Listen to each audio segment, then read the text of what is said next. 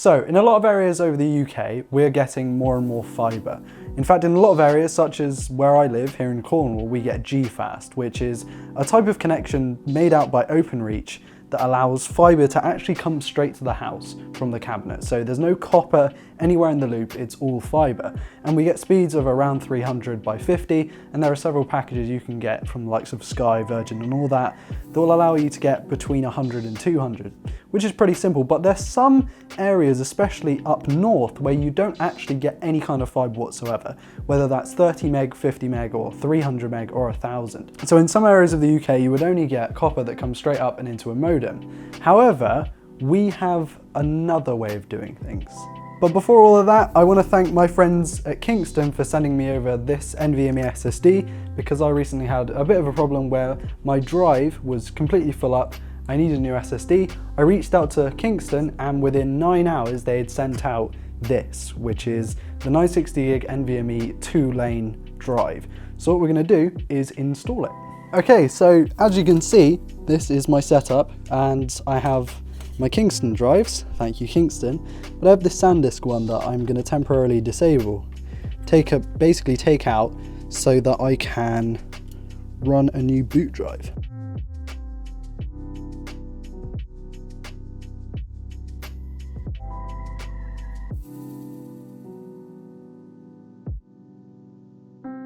Okay, so since the other drive, the partition was messed up, the installation was messed up, and was overall very horrible, I managed to find a grey key on eBay, and what we're going to do is just completely reinstall Windows. But whilst this is doing its thing, I'm going to tell you about how we can use 4G to make our connection either faster or just like make a whole connection by itself. What we have in here is something from Huawei. Now, I got this on eBay for about 75 to 80 pounds. I think after shipping, it was about 80, 82 pounds.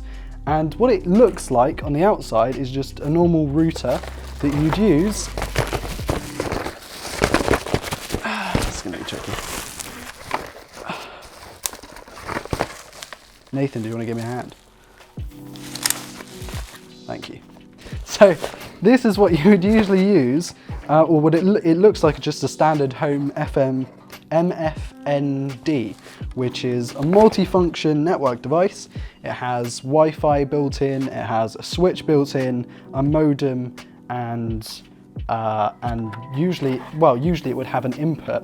I think it actually does have an input, so you can use it with a fiber connection. But what's special about this is it's actually a 4G router, a 4G LTE-A router, so capable of 300 down by 50 up over 4G, and I believe it can accept just a standard fiber input as well. We also have USB, which you would use just to connect some kind of external drive. Say you wanted a shared drive on the network, you could use that. And up here, we have connections to put your own antennas in, although you don't need to, it actually has antennas built in, but if you, let's say, wanted to put an antenna on the side of your house to get better signal, you could do that and run cables into the 2 slots here. And what's special about this is that the SIM card just goes right in the side. I'm not sure if that's in focus. Callum, do you want to focus this bad boy? So the SD card goes straight in there, which we'll do a little bit later, and basically that's it, that's all you need. But the beauty about this is, since you don't need the network connection, all you need is a plug socket.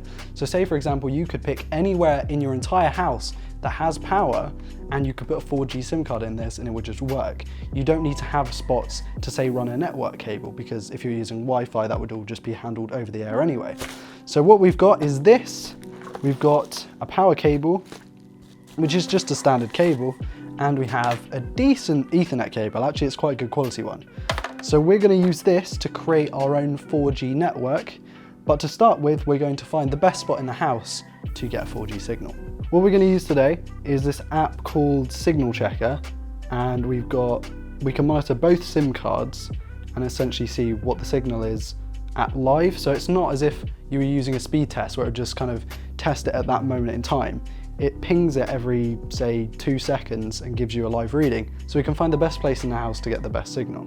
So what we're going to do is kind of roam around, and Callum's going to follow me with the camera, the living room, and we're going to see how much of a signal we can get. And it looks like about 77, 78 on O2 and 32 on 3. Although I think they're mixed up, to be honest, because I remember this app being, it's not amazing, it's not incredibly accurate, but it works mostly. So in downstairs, which is usually kind of slower than upstairs, we've got 83. Right, so the plan is to now head upstairs and check for more signal, because it seems like the higher up in the house you go, the better signal you get. So let's try that. So we're on the landing now, which is usually quite a good place because there's a plug right down there where the network switch is plugged in, which would be ideal just to sit the router down there, because you, like I said before, you don't need a network point, you only need a power point. Yeah, 73, it seems to be pretty stable at 73, but I think it's probably better that we use the landing purely because, well, mainly just because of that access point or the power point, but also because we're getting better signals here than we were out there. So what we're gonna do is we're gonna go and get the box, plug it in, and see if we can get it to work. So what we're gonna do is we're gonna plug the router in down here quickly, test it for signal, and because everyone's trying to sleep, I'm gonna run back downstairs and we can evaluate it. But just to test, we have the router, the power plug, the cable, because we're gonna test using wired. That way we can get a more accurate representation of the actual speed. Wireless is a little bit dodgy, especially in this house where there's a lot going on. And the laptop. Right, so what we're gonna do now is take the SIM out of this. I am taking advantage of 3's unlimited SIM plan, which is like 20 to, I believe the new plan is £27 a month for unlimited 4G. And it doesn't actually throttle you. We've tested it up to 5.4 terabytes in a month with no throttling whatsoever, which is absolutely brilliant, because even some copper and fiber connections will throttle you after that much. So we've got like a good solid connection, and we've got a really, really good plan, meaning that you can use it as much as you want and you're not going to get any slowdown. So what we've got here is speed test, just a standard speed test that you would use for your typical broadband. And as you can see, we are getting decent speeds, probably what you would consider entry-level fiber at around 45 megabits per second. We're not getting quite as much as we would on a smartphone because we don't have those external antennas that I was talking about earlier. We've only got kind of the lower end ones built into it. And there we go, we've got 50 down and we've got about 12, 13 up, which is a pretty good starting point. You could obviously optimize this with different antennas, different SIM cards, and if you're in certain places with better 4G connection, then you're going to get a better connection anyway. But from what we've got down here, that's a very comparable connection to like a lower end fiber connection that you might pay anywhere from around 30 to 40 pounds a month for, which is roughly £10 more than you'd be paying for this kind of setup. Okay, so quick little update. I am installing Windows and all of its updates. Super fun. So that's good. But what we're gonna do is we've been kicked out of upstairs for obvious reasons. It's 10 o'clock at night. What we're gonna do is put this, the router, up here. Can you reach mine? Oh yeah. So this might not look incredibly safe, and that's probably because it isn't, but it will do for now. So I'm gonna take the laptop, plug that in there. There's our little setup. What we've got to do though is get power up there. Plug that bad boy in there. Switch that on. Now, probably the worst part about this setup is the fact that we can't actually see the lights on the front. So I've got to stand here and wait until it fully boots up. It doesn't actually take as long as a fiber or standard copper modem to boot up. So, right, so what we're going to do is try this. So we've got 45 ping and we're getting about the same speed. I think the main problem with having my connection in my room is the fact that we actually are in the middle of a lot of things. So we've got a house next door, we've got people above and around, and the walls are quite thick. So I'm not expecting amazing speeds here, but like 48 down for somewhere that doesn't have fiber is really, really good. And we're getting around 12 up, which is around the same as a standard Virgin connection or some BT connections when it comes to lower end fiber. I think the reason that this is so important is that, especially across the UK, our infrastructure is quite good, but in other places, you'll get really good 4G or 5G in certain places that are bringing that out, but you won't get any kind of fibre. And a good example of that is my friend Harry, who lives further up the county than me, who doesn't have any kind of access to fibre, and to put fibre in would cost him well over £10,000 just to be able to run the cable to his house. That isn't even with the ISP and obviously the fees that go with that, say £50 or £60 a month contract. But he has this SIM card in his own phone, the Huawei Mate 7, and sits it on his windowsill and gets around 100 meg down, which I think is really, really good. But he wouldn't have had any kind of access to that if he didn't have a SIM card. And I think one of the biggest things to do with this is obviously 5G is coming out in a lot of smartphones, like the S10 Plus 5G model, the OnePlus and the Xiaomi.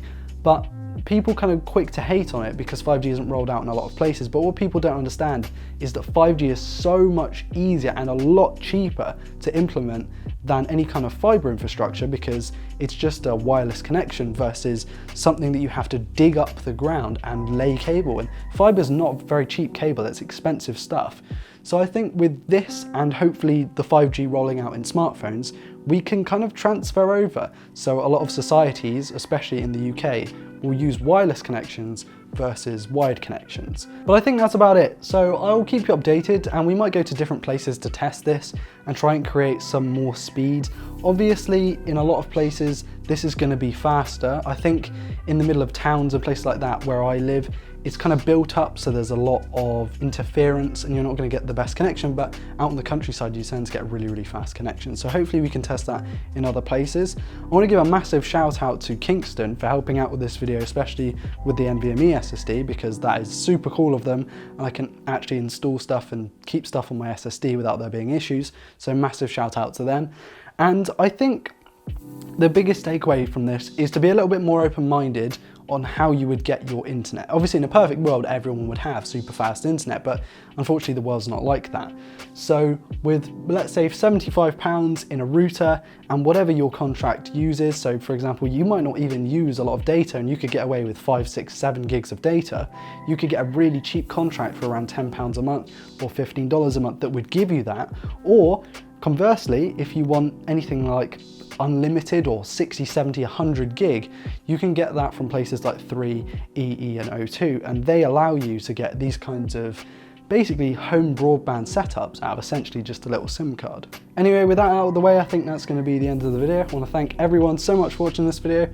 Please do like, dislike, comment and subscribe if you're new around here so never miss a video like this one. I also want to give a massive shout out to my patrons, you guys are awesome, and to Callum holding the camera, and to Nathan who helped today with like carrying stuff up and down the stairs. We've got new merch in all social medias, all links will be in the video description as always. Also a link to where you can buy the Kingston drive if you want it.